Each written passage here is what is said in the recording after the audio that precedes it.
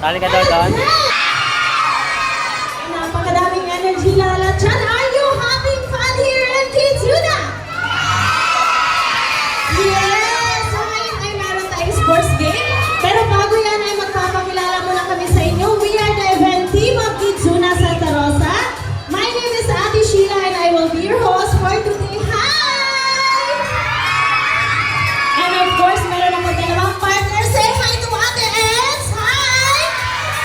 And of course, meron pang isa si Ate Angela. Hi, Ate Angela!